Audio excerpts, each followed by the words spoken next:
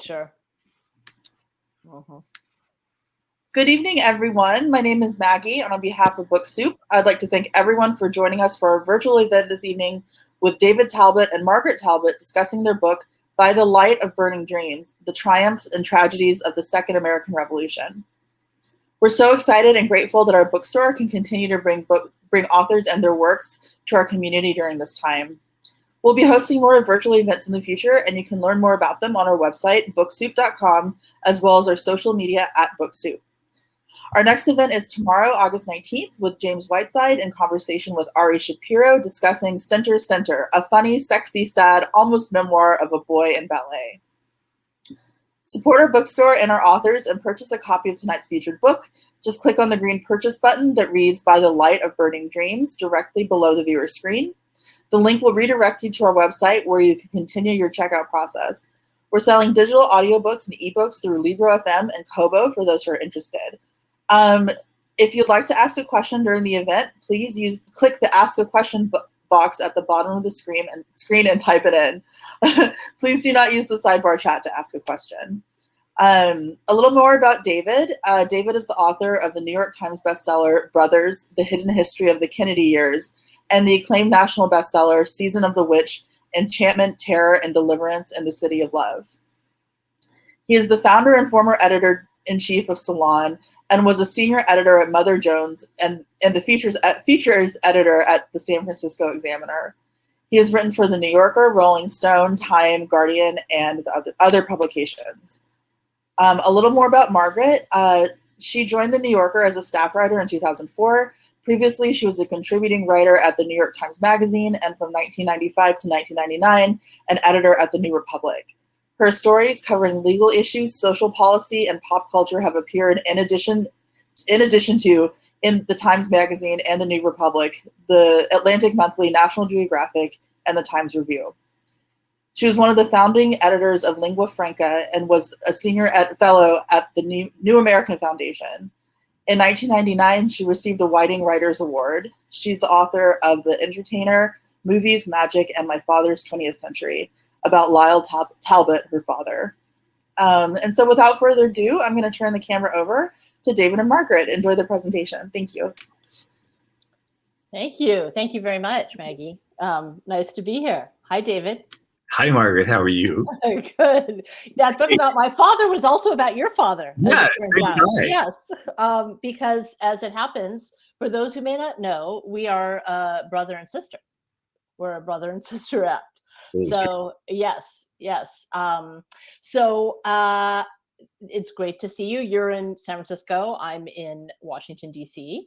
And to talk about the book tonight, I thought let's first start by just talking a little bit about the origin story of this book, which is really yours, your idea, and kind of what inspired you to want to do it. Now, you've written all these books about kind of American power and the intelligence, the military intelligence complex. And this is really a book about people who resisted that, among other things. So how did you come to do the book, and how did I come to? No, I'll answer that part. But what am I doing here? What are you doing here? Exactly. But maybe you could just start by talking about that. Yes, thank you, Margaret. Well, it is an interesting story, actually. The book originated about 5 years ago, actually, after I completed The Devil's Chessboard, which was a book about the CIA during the Cold War. And my editor, HarperCollins, Jennifer Barth, came to me and said, we had lunch one day here in San Francisco, and said she was thinking a lot about Joseph Ellis's Pulitzer Prize-winning book, Founding Brothers, about the men, and they were all men, who were the main movers and shakers behind the first American Revolution. And I thought that was an interesting book, but she said, let's update it and do a book about the Second American Revolution, about revolutionary leaders in the 1960s and 70s, and particularly those who had a lot to do with each other, and the kind of solidarity between these various men and women, and how they tried to move the country forward. So as a former foot soldier in several of those movements, I thought this was a fascinating idea. And I began work on the book in 2016.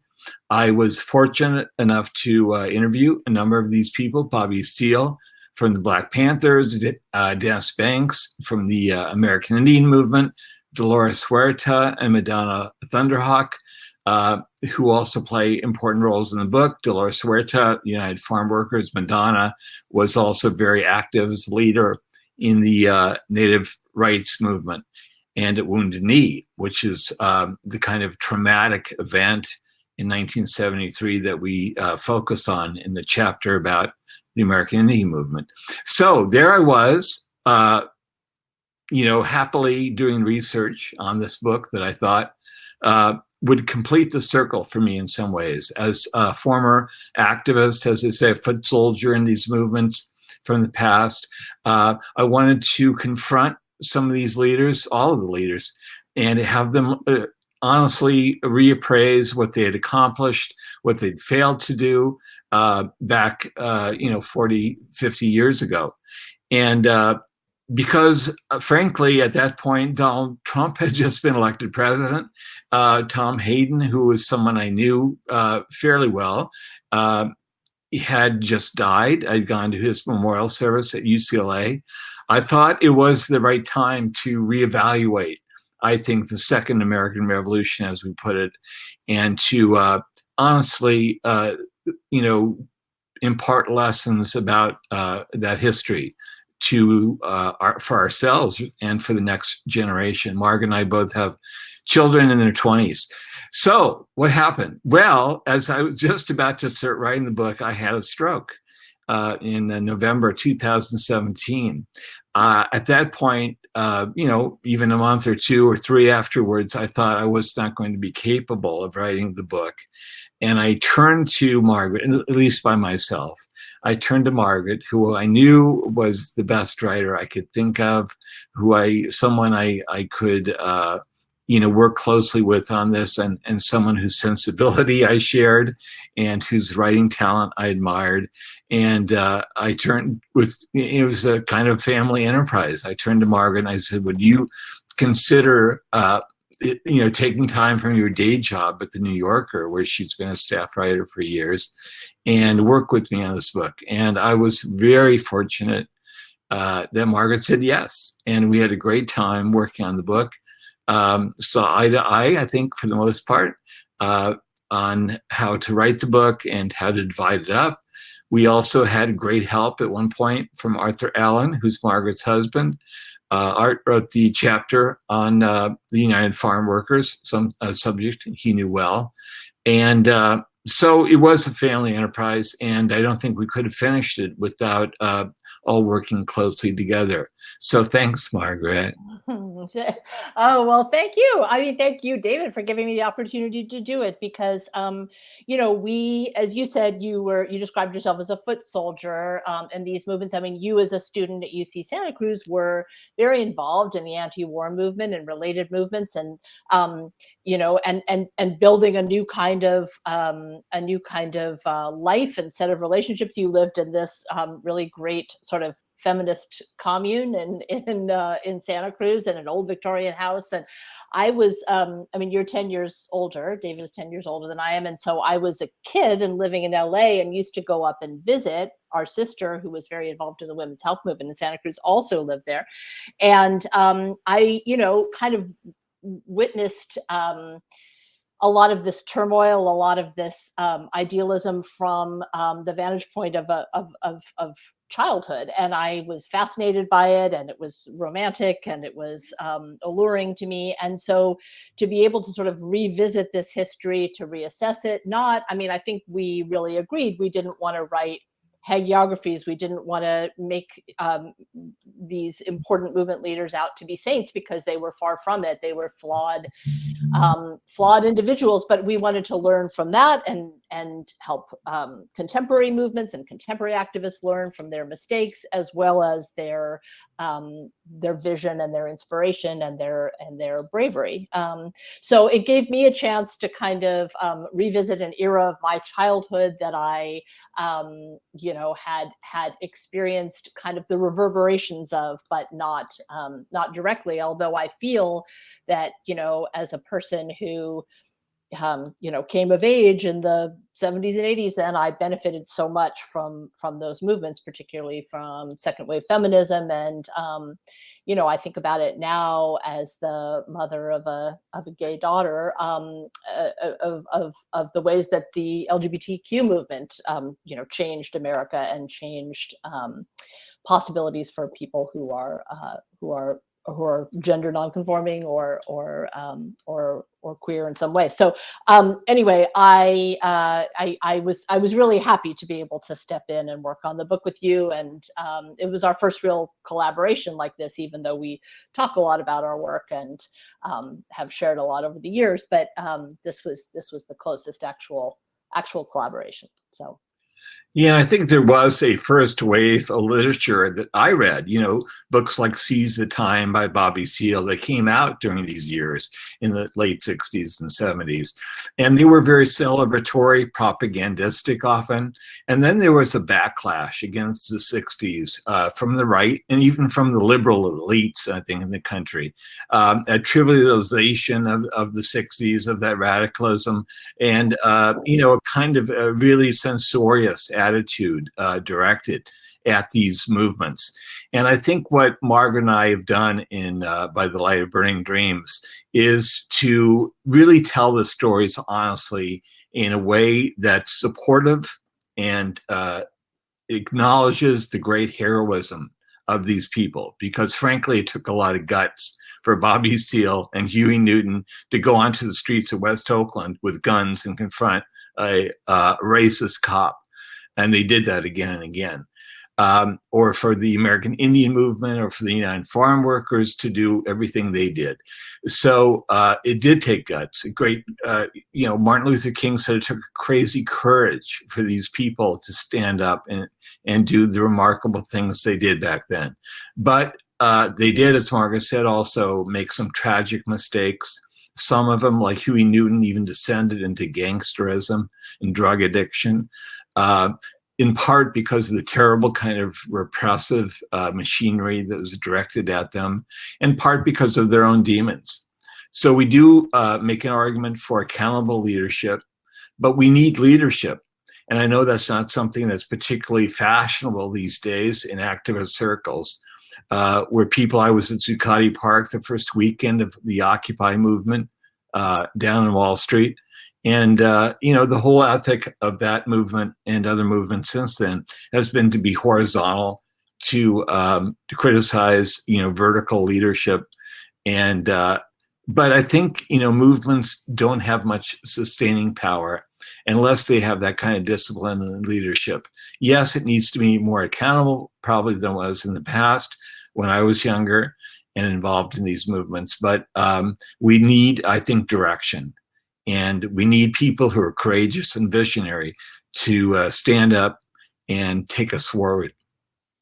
You were talking about, having known Tom Hayden, and Tom Hayden is the opening chapter in the book. And, one of the things that I kind of took away from that chapter is he was certainly a very flawed guy, but also a brilliant guy, and, architect of the new left in many ways, and kind of lasted through many evolutions of the left. And I feel like one of the things that he ended up doing was feeling that electoral politics was also an important path to take. And I wondered, if that was one of the lessons that you would point to in that chapter on Tom, or if there are other things you would say about that in terms of, lessons for today or movements today. Well, absolutely. It took decades before the left in this country woke up to the importance of getting involved in electoral politics. I mean, today we kind of take it for granted because of Bernie Sanders and AOC and the squad in Congress and so forth. There's not much debate within the left about the importance of electoral politics in this country. But when Tom Hayden did it for the first time, and he ran for the Democratic nomination for U.S. Senate in California in 1976, he got a lot of flack from the left for doing this. He was attacked for being part of his kind of power trip or his celebrity trip. But of course, by that point, he'd been ejected from the movement in Berkeley from the Red Family Commune. We tell that story. And he made his way to LA. He got involved romantically and politically with Jane Fonda, the movie star. And Jane, I think, is a remarkable figure who hasn't gotten her full due either. I think, frankly, it was the leadership of Tom and Jane that kept the anti-war movement going after Nixon Vietnamized the war and ended the draft. And, most activists had kind of gone to sleep for a while, frankly. And they reactivated the anti-war movement, and they succeeded in cutting off congressional funding to the Vietnam War. And that's what finally ended the war, like we're seeing in Afghanistan in the last few days. So Tom Hayden, when he decided to go into electoral politics, that was a bold move. Bill Zimmerman, who was a campaign manager, I interviewed in great depth. Bill is a guy who makes several appearances in our book. He's kind of like a zealot of the New Left, very interesting guy. He'd never run a campaign before. Tom had never run for office before, but they still got something like 34% of the vote in the primary. And instead of sort of building on the success of that campaign, the left in general kind of poo-pooed it again and ridiculed Tom for getting involved in the electoral arena. Obviously, I take a different point of view on this. I think it's important. It's not the only thing we need to do, run candidates for office. We have to build movements in many other ways as well. And we're all, I think, behind that idea, and Margaret is. But that is one important battlefront, I think, is the ballot box and fighting for elective office. Mm-hmm. I think, Let me ask you something, Mark. Well, yes, you asked me something, sure. Because sure. of Bill Zimmerman, I brought a bill, and there's just some other unsung heroes in her book. Some of them are quite well known, or household names, like Bobby Seale and Tom Hayden, or it should be. John Lennon. Yeah. John Lennon is another chapter, and John Yoko. But I think, my favorite chapters is the one you wrote on the Jane Collective in Chicago. And again, this has been lost to history. This group of radical feminists, underground group, who were doing outlaw abortions before Roe v. Wade. And the group was led by, I think, this heroic, kind of unassuming woman, but she's still at it, God bless her. And she's some 80-some years old now, and Heather Booth. But tell us a little bit about that story, how Heather got the Jane Collective started in Chicago.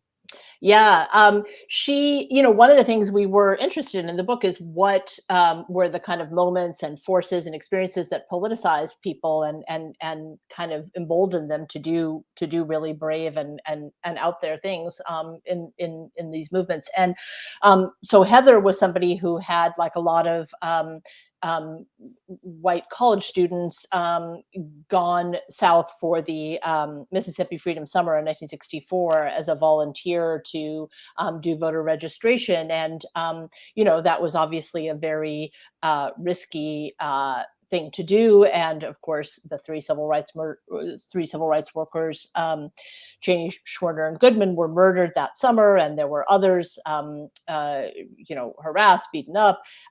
It was a very dangerous situation, obviously, and she learned a lot from that experience. She was a student at the University of Chicago.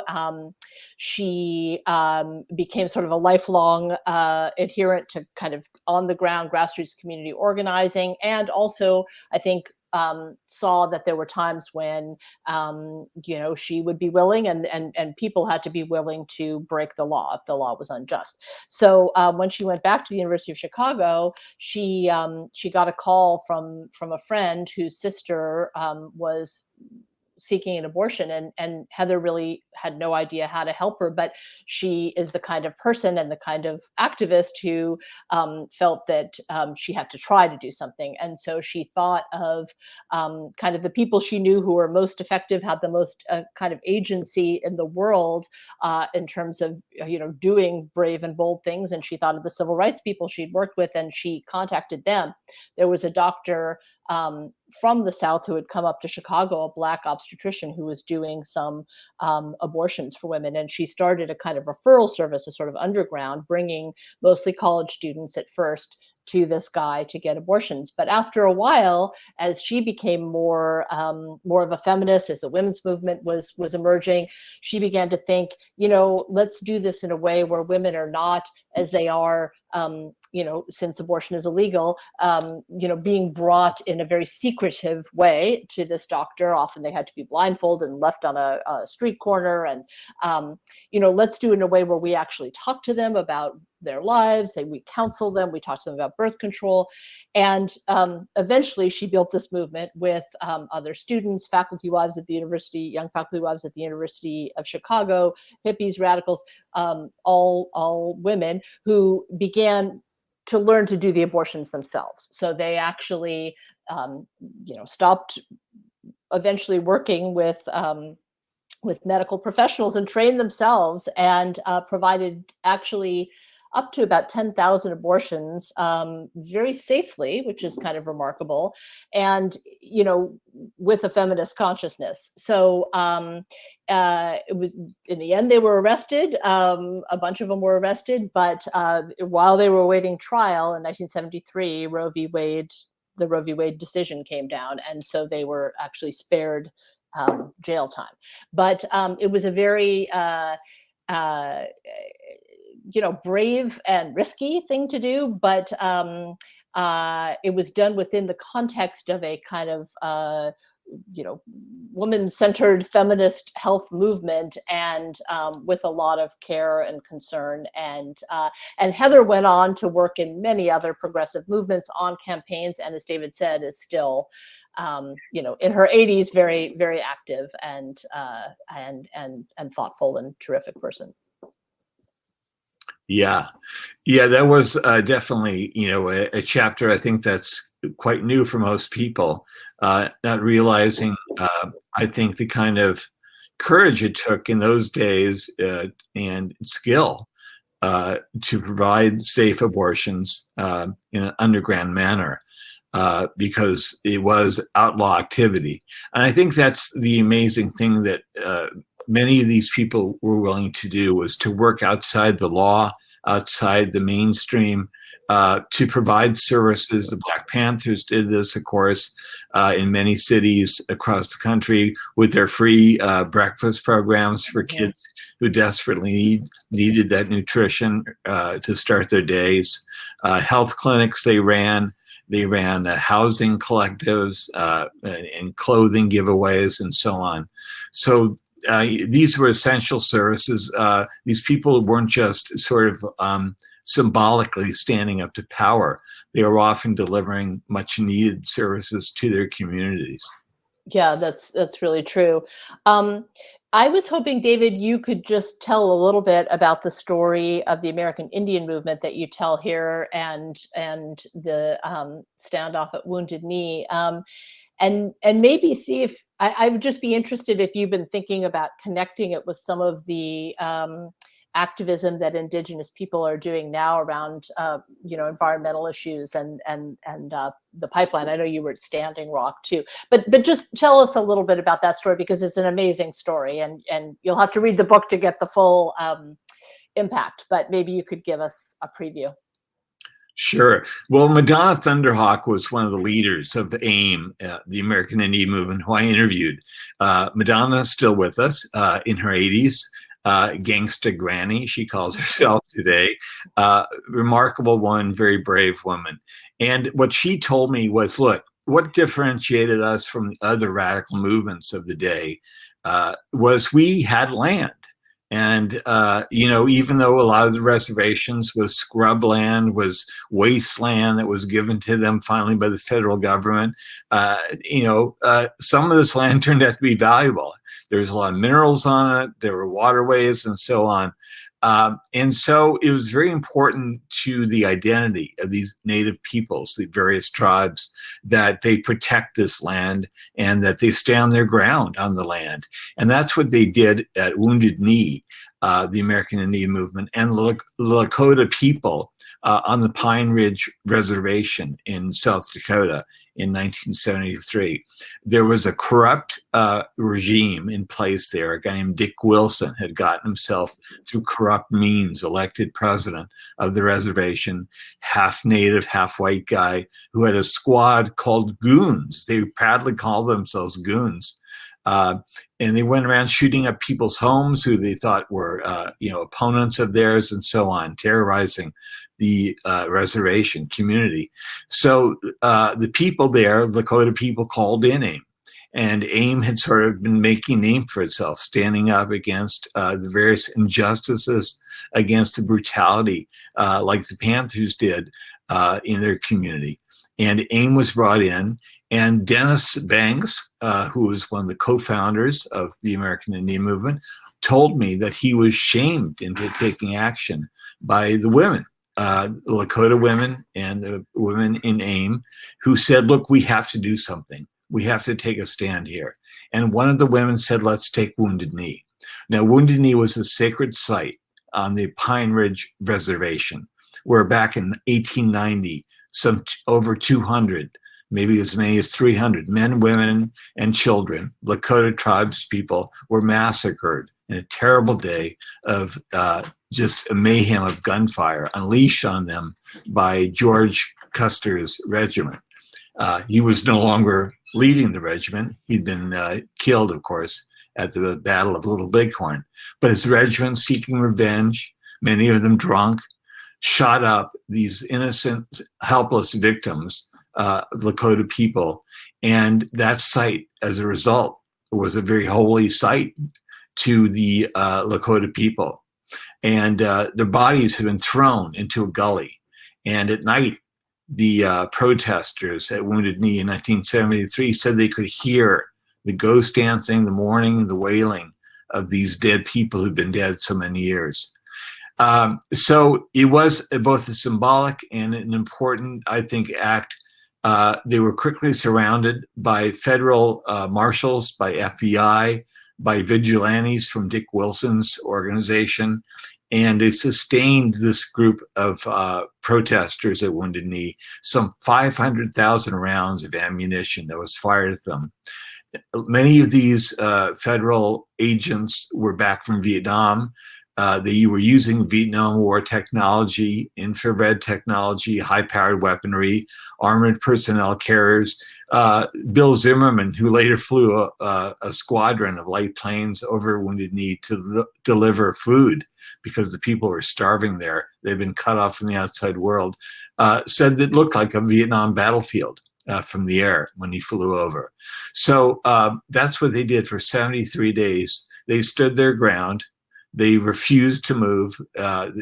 They had outposts where they had a few rifles, nothing that compared to the weaponry that was arrayed against them. And they held off President Nixon's forces.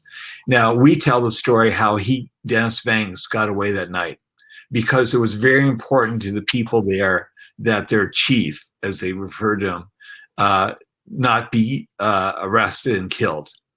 And they thought that's what was going to happen to him, that he'd be arrested and there'd be some pretext that he tried to get away and he'd be shot in the back, shot and killed like Sitting Bull had been killed and Crazy Horse, two other great, of course, leaders of the Indian people in the 1800s by federal agents. And so they knew they had to sneak him out at night. And the chapter, I think, ends very dramatically, I have to say, with the account of how Dennis Banks was sneaked out that night through these militarized police lines to freedom, where he could live to fight another day. And Lenny Foster, who was the young Navajo who led Dennis out that night, told me the story. Not young anymore, of course, but he was young at the time. And it's a remarkable story. Dennis Banks, I interviewed shortly before he died of open heart surgery, after open heart surgery in 2017. A remarkable man, humble man, very charismatic still. And these were, I think, giants and courageous people. And, I hope that what happens today from younger activists who read the book is they'll be inspired by the remarkable, I think, actions that these people took. Yeah.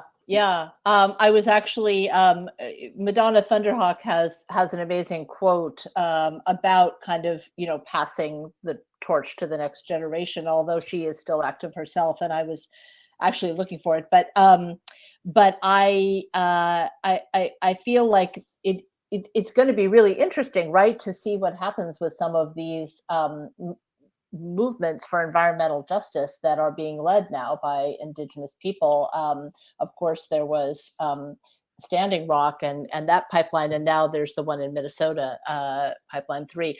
And I do feel like it's a kind of continuation of Yes, and to get back to your original question, Margaret, that it was a movement to preserve the integrity of the land, and you could see that coming full circle at Standing Rock, where I and my younger son Nat, we went to Standing Rock, and they'd learned some lessons from Wounded Knee. There were no guns there. We were searched when we went in to make sure that we brought in no weapons. It was largely run, Standing Rock, that occupation, by women leaders. It was a whole different vibe. And Dennis Banks himself went there and spent several days at Standing Rock, and he was greeted as a hero. And he said the sort of the peaceful vibe, the whole peaceful sort of commitment that the occupiers at Standing Rock took against this oil pipeline that was desecrating Indian land and the waterways on that reservation was the right thing to do. And he and Russell Means, the other great sort of charismatic leader of the American Indian movement, and someone who is thought to be actually even more militant than Dennis Banks, but even Russell Means at the end of his life said that peaceful protest was the correct method. It was the correct way to get things accomplished in America. Mm-hmm. Yeah. Have you found that quote from Madonna? No, I'm sorry to say I haven't. Maybe you can. While I look for it, why don't you tell the group about Craig Rodwell, another unsung hero, I think, that most people don't know about. Sure. Well, I mean, as David says, we did try in the book to cover both, major figures, major leaders, known quantities, and people who have not received as much attention in the history books and elsewhere. And so, in the chapter that's focused on the Stonewall Uprising and the modern gay rights movement, gay liberation movement, we look at a character, a man named Craig Rodwell, who was kind of an amazing guy. He was a working class kid from Chicago, came to New York to be a ballet dancer, dated Harvey Milk for a while, when Harvey Milk was a closeted conservative living in New York, and Craig Rodwell started the first gay bookstore probably in the world, called the Oscar Wilde Bookshop in the Village, and he wanted it to be sort of a gathering place. He'd been raised as a Christian Scientist, and he actually thought the Christian Science reading rooms were kind of great because people would come and talk and sit and come up with plans and ideas. So he kind of modeled his bookstore on that. So he, his kind of significance, or what we focus on in this chapter, is that when the Stonewall uprising happened when the patrons of the Stonewall Bar decided that they had it with police raids on gay bars, and and this one in particular, and they were going to rise up and resist the police raid that night. Police raids on gay bars being a very common form of harassment of gay and lesbian people in throughout decades of American history or longer. And that happened one night where patrons basically decided not to go quietly, but the drag queens who were in and around the bar came out, kicking Rockette style and singing and leading the cops on a merry chase around the labyrinthine streets of the village, sort of a Keystone Cops type thing, and basically, did not sort of bow their heads and quietly go off to be arrested. That wasn't the first time that patrons of a gay bar had or gay hangout had resisted. It had happened in other places, in the Black Cat in Los Angeles, a club in Los Angeles, and a few other places as well. But Craig Rodwell really saw that this was a historical moment that had to be sort of seized and not allowed to pass unnoticed and uncommemorated. So he began to plan with the help of others, but it was really his brainchild, the first commemorative march a year after the Stonewall Uprising. He had no idea who was going to turn up. It was going to be this public event. People were going to, march proudly and openly as gay people in the streets of New York, but many did, and that became the first Pride Parade. And his contribution or his insight was really to see that that there were these historical moments, but these historical turning points, but people don't necessarily recognize them as historical turning points at that moment, as kind of moments of, we're not going to take this anymore unless you frame them that way and talk about them that way and commemorate them that way. And so he really, I think, can be credited with having the insight that that Stonewall was going to be significant in that way. And so we write about that in that chapter, and about the birth of Pride in that moment. Yeah. I did find, by the way, the quote from Madonna Thunder Hawk, one of the leaders of the American Indian movement. And this is what she told me when I interviewed Madonna.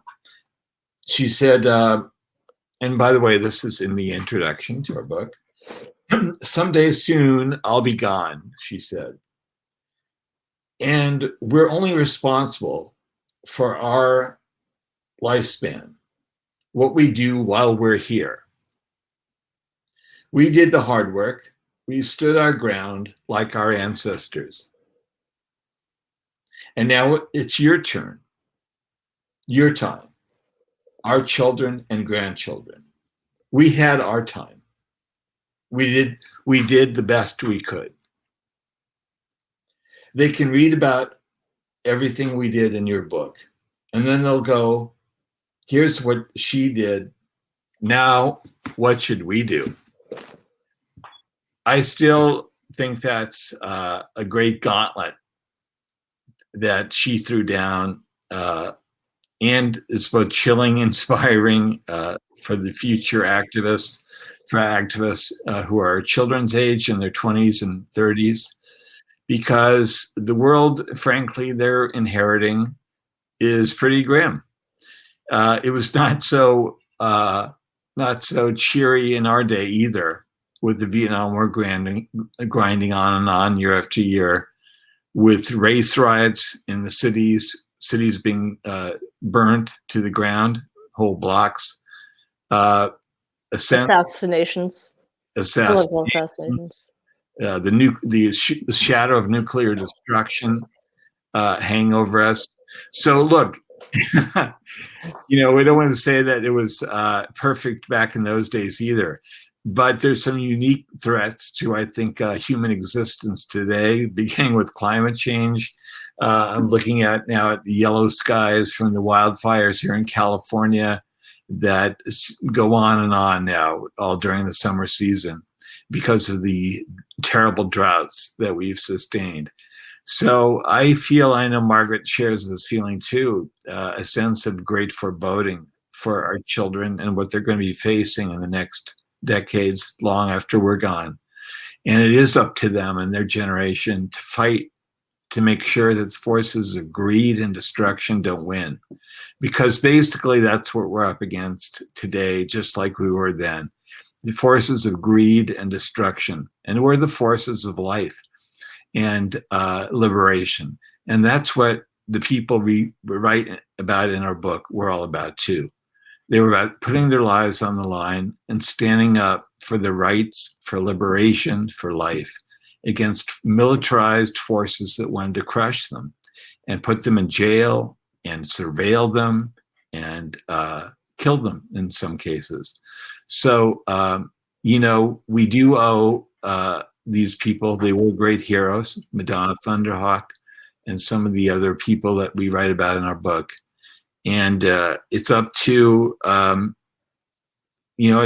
I guess as historians, as journalists, all Margaret I could do at this point, particularly after my stroke, frankly, was to go and collect these stories and write about them as dramatically and as honestly as we could.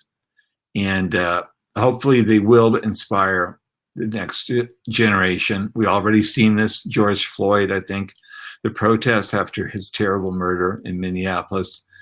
It was both a searing and tragic moment, but also a moment of great, I think, uplift for so many people across the country, including us. And we were working on the book at that point because it was a moment of hope that people finally had had enough, that the sort of systematic violence directed at Black people and people of color in this country had to stop. And that was one of the demands of the Black Panther Party, by the way, over 50 years ago in their 10-point party platform. It's still a very sobering document to read today because most of the, if not all, of the points in that 10-point platform have not been addressed by our country still to this day, including police violence against people in the Black community. So, the struggle goes on. And we did what we can do, our generation. I feel like apologizing all the time to younger people, saying, yeah, sorry for the state of the world that we're leaving you. But there are people who I think have pointed the way to a future that we should listen to and be inspired by their stories. Thank you, David. Should we see if there are any questions before we sign off? Yeah. Are there? I don't know. Maybe not.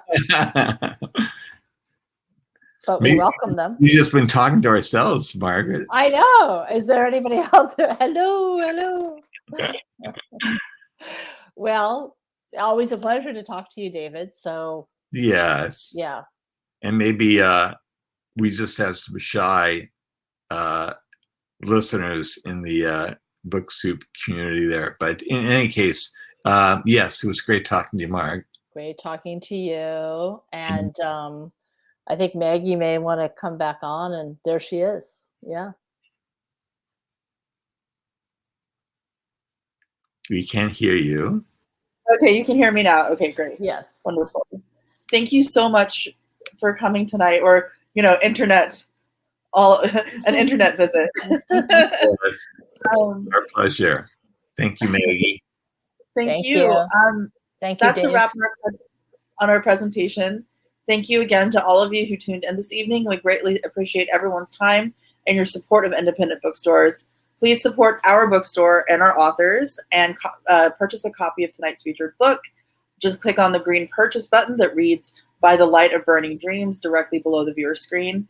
If you'd like regular updates and upcoming events, make sure to follow us on Crowdcast and subscribe to our newsletter. Have a great evening and please stay safe, everyone. Thank you for having us. Thank you. Oh, you have a question. You have a question. Oh. I would like to get a hold of David from Dave Campbell. All right. A lot of people do.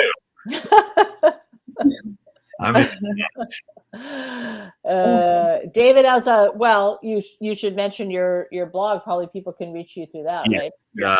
I'm on Facebook as well as my blog, The David Talbot Show.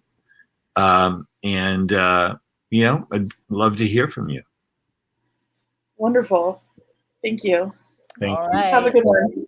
All right. Thank you very much. Thank you for having us. Thank you, Maggie, and It's my thank you pleasure. everyone for Thank you. coming. Bye. Thank you. Bye. Bye.